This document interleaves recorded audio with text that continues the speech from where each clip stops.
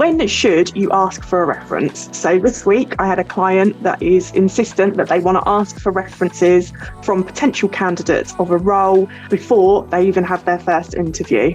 Now, you absolutely can do that. If you want to do that, that's fine.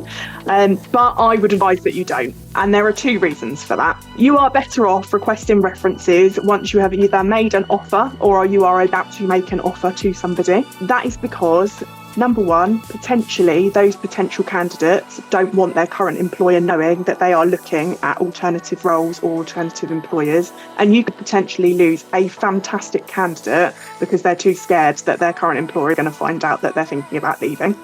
Number two, if you are looking to hire, you're going to be interviewing 2, 3, maybe 4 people. If you're getting 2 references per person, that's 8 references you're going to send out before you've even started interviewing. That's a lot of admin and a lot of work for you to do before you've even started interviewing and understanding if you like these people. So I would always say, if you are looking to seek references from new employees, do it at offer stage. When you're making them the job offer, then you can then request those references and get in contact. So the next query I then had on references is, what should I expect from a reference?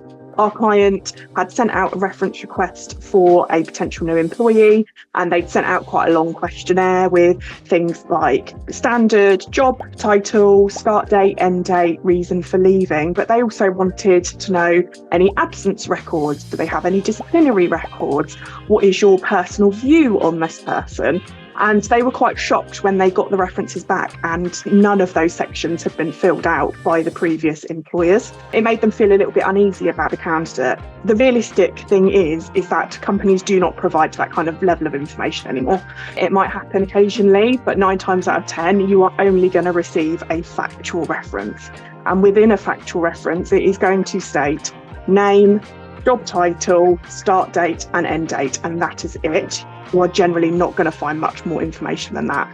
It is not a red flag. It's not something to be concerned about. That is pretty standard and generally what we would expect.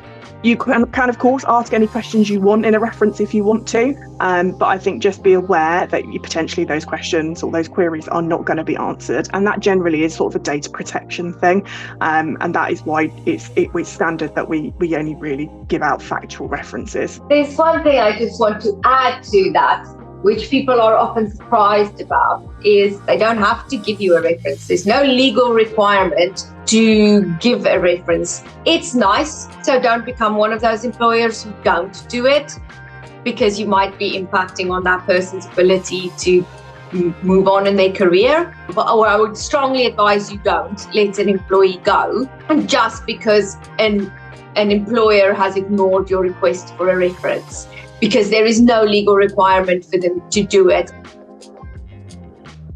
Thanks for watching. If you want a free tribunal audit of your employment contract and handbook, click the link in the description below.